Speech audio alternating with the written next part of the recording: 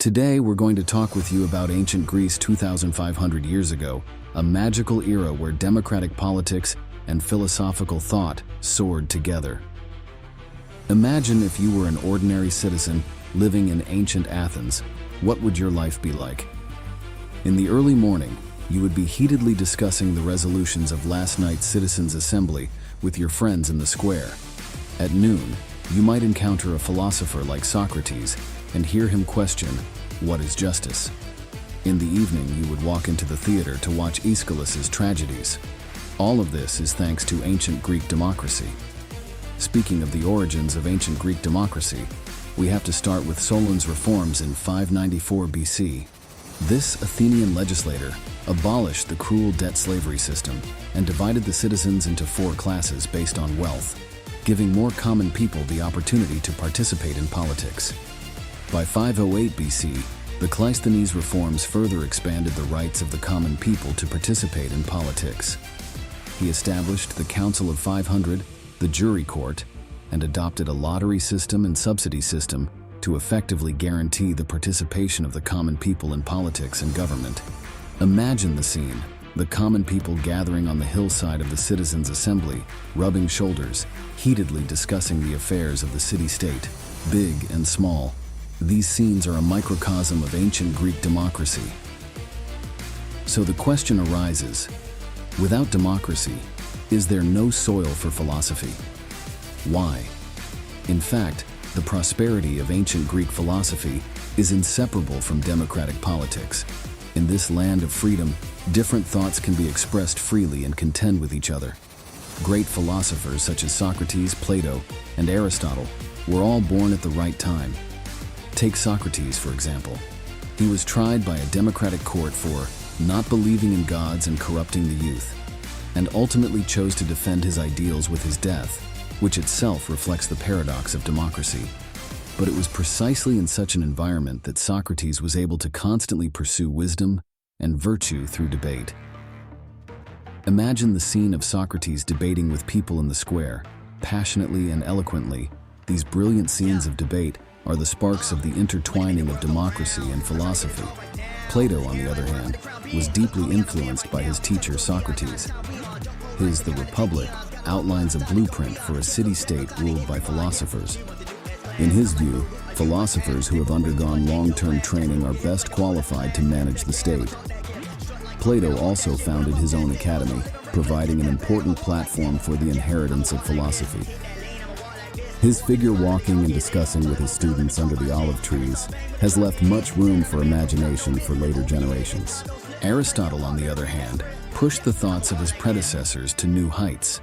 He delved into almost all disciplines, thus establishing a huge philosophical system. In the fields of logic, ethics, politics, etc., he had incisive and thorough discussions. The scene of Aristotle strolling and discussing with his students in the Lyceum became a model for teacher-student dialogues in later generations. In this era of contention among hundreds of philosophical schools, many other schools of thought also emerged. Are the masses of citizens weak and incompetent? Wouldn't it be better for the wise to rule? This was the trend of thought that emerged in the time of Socrates. Democritus, on the other hand, turned his attention to nature. He proposed the atomic theory, believing that the world is composed of atoms, opening the way for scientific exploration in later generations. However, the path of ancient Greek democracy was not smooth sailing. It also exposed many problems. Party strife became increasingly serious. Mainstream public opinion sometimes degenerated into the tyranny of the majority, and the interests of minority groups were often ignored. Pericles, the leader of Athens' golden age, died amid party strife. Let's recreate his last speech. Our political system is called a democracy because the administration of the state is for the benefit of the majority, not for the benefit of the few. Although we are tolerant of each other in private interactions, we place great emphasis on the rule of law in public life, which is our hallmark. The death of Pericles foreshadowed the end of an era. Thereafter, Athens' political situation fell into turmoil.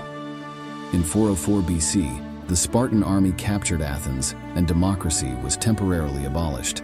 Although democracy was restored the following year, Athens had lost its hegemonic position. The rise of Macedonia sounded the death knell for the Greek city-states. Alexander's eastern expedition saw the Macedonian Empire's territory become unprecedentedly vast. Ancient Greek culture also spread with it, but this was already an era of autocratic empires. Imagine this scene: Alexander riding on a steed, leading his army across the land, while the figures of Socrates, Plato, and Aristotle gradually fade away. Although ancient Greek democracy declined, the legacy it left to later generations is priceless. From Britain and France to the United States, modern democratic politics all trace their origins back to ancient Greece. Moreover, ancient Greek philosophy, with its emphasis on rationality, courage to question authority, and dialectical thinking, profoundly influenced the entire Western civilization. Of course, history will not simply repeat itself. Drawing on the valuable experience of ancient Greek democracy, we need to be more inclusive and diverse, pay more attention to minority groups, and be better at resolving party strife. Let rationality and wisdom guide our democratic path.